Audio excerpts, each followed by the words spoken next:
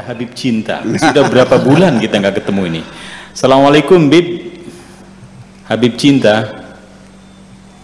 Assalamualaikum. Rupanya sekarang sudah berjenggot begitu muncul. Ya, waalaikumsalam warahmatullah.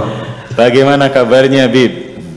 Alhamdulillah sehat, antum sehat Buya. Kifhalukum. Waalaikumsalam warahmatullah. Afakumullah insyaallah.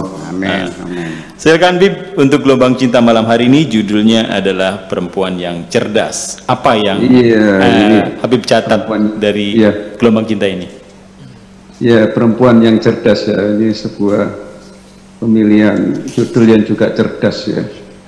Biasanya memang antara jamal dan keindahan, kecantikan dan kecerdasan ini sulit bertemu biasanya ya.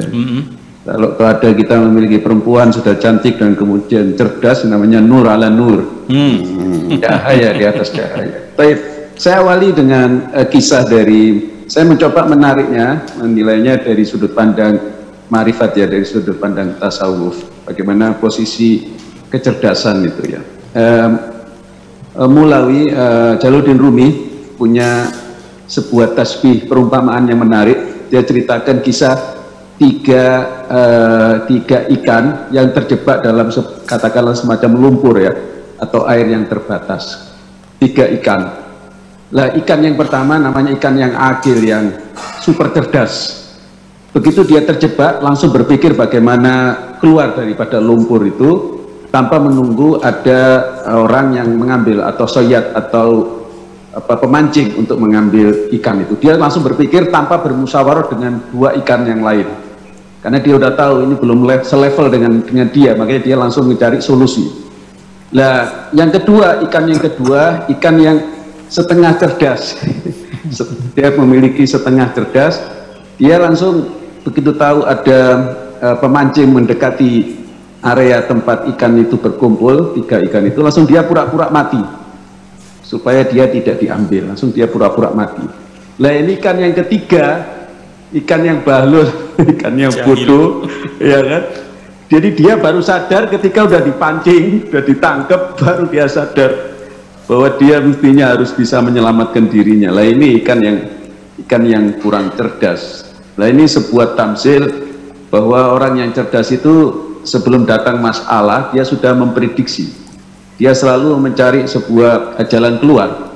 Lalu kenapa kemudian perempuan harus cerdas? Lah, ini menjadi penting.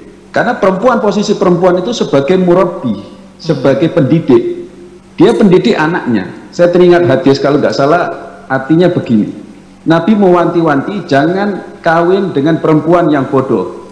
Iyyakum wa tazwijil humaqa. Kenapa alasannya disebut? Kalau dia punya anak, dia akan menyanyiakan anaknya. Maksudnya menyanyiakan itu bukan nggak ngasih makan. Dia akan kasih makan, tapi nutrisi ilmu, nutrisi pendidikan tidak akan didapatkan oleh anak itu. Karena apa? Karena dia diasuh oleh perempuan yang kurang cerdas. Dia tidak tahu cara mendidik anaknya. Nah, ini menjadi penting, menjadi ibu yang cerdas, calon ibu yang cerdas. Itu menjadi penting karena rata-rata anak itu lebih dekat kepada ibunya daripada ayahnya. Karena itu bagi saya perempuan lebih wajib menuntut ilmu, lebih wajib belajar, lebih wajib mengikuti acara seperti ini daripada laki-laki. Karena perempuan sebagai pendidik ya, terutama untuk anak-anak. Yang terakhir seringkali biasanya nanti saya mohon komentar dari Buya ya. Seringkali ketika orang belajar tasawuf dianggap tasawuf itu ilmu yang menentang akal. Kalau orang belajar makrifat dianggap pasti dianggap orang yang bodoh, karena biasanya orang yang bermakrifat semakin tinggi makrifatnya katanya semakin nggak masuk akal. Nah, padahal yang saya tahu sepanjang telaah saya, misalnya Rumi menganggap bahwa akal itu antara akal dan isyq, akal dan cinta itu nggak bisa dipisahkan. Bahwa perjalanan menuju Tuhan itu sebetulnya perjalanan yang rasional, bisa dijelaskan dengan akal sehat. Bahkan jenjang-jenjang maratib, jenjang-jenjang suluk ilallah itu sebetulnya jenjang-jenjang yang rasional. Hanya saja memang ada sebagian firqah sufiyah yang kadang-kadang menganggap bahwa jalan menuju Tuhan itu nggak bisa pakai akal. Akhirnya mereka melakukan hal-hal yang jelas-jelas bertentangan dengan akal, dan akal dianggap sebagai penghambat jalan menuju Allah. Saya pikir dalam berbagai pernyataan, misalnya Jalaluddin Rumi menganggap bahwa antara akal dan isik ini merupakan dua kendaraan sayap yang sama yang bisa dengannya orang menuju Allah Subhanahu wa taala. Saya minta komentar Buya, apa benar seperti itu bahwa akal, kalau orang mau belajar ma'rifat, kalau orang belajar tauhid, sama sekali harus melucuti akalnya. Itu saja komentar dari saya. Saya tadi sangat apresiasi daripada gelombang cinta ini. Saya setuju bahwa Buya mengatakan dalam bait-bait tadi bahwa bercinta dengan perempuan yang cerdas itu sangat berkualitas, dan sebaliknya jatuh cinta pada perempuan yang tolol itu adalah sebuah tindakan yang tolol juga. Itu saya, terima kasih. Ya, langsung Buya. Iya, jadi begini, memang ada fenomena semacam itu ada di hadapan kita ya. Diyakini bahwa beragama yang baik itu adalah dengan cara pejamkan matamu, padamkan lampu, tutup pintu dan jendela yang rapat, yakinilah. Jadi metodenya ya artinya tidak perlu rasional, pokoknya yang penting yakin gitu. Tetapi bagaimanapun juga secara logika tidak mungkin seseorang itu meyakini sesuatu.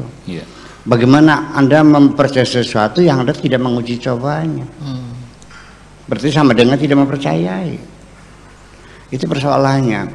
Kemudian juga yang kedua ada lagi yang disebut orang-orang tasawuf.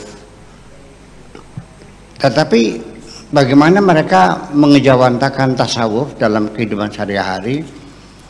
Gitar haram, piano haram, suling haram, nyanyi haram, dasi haram, celana pantalon haram, main bola haram, nulis Quran pakai kapur haram, nanti berjatuhan terinjak kapurnya.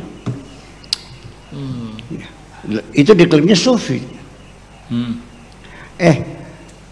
Nggak mungkin ya seorang sufi yang sebenarnya, dan tidak masuk akal kalau ada seorang waliullah goblok. Nggak ada wali goblok tuh. Si pinter, si cerdas dong, bagaimanapun juga. Jadi artinya yaitu ada, tetapi nyatanya sebetulnya mah tasawuf itu kan kondisi hati ya, orang yang hatinya bersih, yang baik, selalu menolong orang. Iya, seorang sufi itu selalu pada umumnya dirindukan banyak orang kok. Kalau yang nyebelin kayak kamu, orang melihatnya nggak seneng kok. Ya pada pergi. Jadi artinya bahwa kebersihan hati dengan kebaikan-kebaikan semacam ini. Jadi pada akhirnya ya dikiranya semakin banyak mengharamkan itu semakin agamanya semakin baik. Jadi artinya sampai-sampai hadis-hadis yang dipakainya ya hadis-hadis yang mendukung itu ada gitu. Seperti ad-dunya sijnul mu'minin wa jannatul kafirin. Dunia itu adalah penjaranya orang beriman, surganya orang kafir. Jadi kalau kamu sih nggak usah senang-senang lah, melarat aja. Nanti kalau kekayaan hidup mewah itu dunia ini surganya orang kafir kan gitu. Ya itu ada semacam itu. Jadi ya tidak disalahkan juga fenomena semacam itu. Dan kalau seorang tasawuf itu biasanya kan berkaitan dengan wiridan-wiridan gitu. Ya. Jadi artinya begini. Sehingga ketika mereka mengharapkan datangnya Imam Mahdi sebagai penyelamat dunia dari kehancuran, itu terbayangnya itu naik onta, pakai jubah, pakai sorban, sambil bawa siwak, bawa tasbih kan gitu. Dalam pikiran mereka. Dalam pikiran saya, andai kan iya Imam itu ada dan akan turun ke dunia, saya kira dia yang dari pesawat jet kok. Ya, pakai jas, pakai rompi, pakai dasi, pakai kacamata riben. Dia menguasai banyak bahasa, dia banyak menguasai pengetahuan, segala bidang pengetahuan dikuasai. Orangnya pasti ganteng. Iya. Jadi beda persepsi bahwa nanti pada akhirnya sendiri Allah sudah mengatakan orang yang sangat mengagumi Allah, orang yang sangat mencintai Allah, itu hanya orang-orang yang berilmu kok. Inna yakhshallaha min ibadil ulama, bukan goblok gitu. Jadi apa yang dikatakan Habib ya secara fenomena ada orang yang mengklaim ajaran tasawuf, tetapi isinya itu mengharam-haramkan. Jadi dikiranya mengharamkan itu satu perbuatan mulia, sama berdosa juga.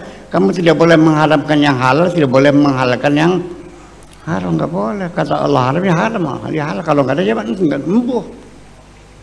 Nah itulah. Jadi sekarang saya juga lagi mulai mengharam rokok haram, perbankan haram, asuransi haram, apalagi.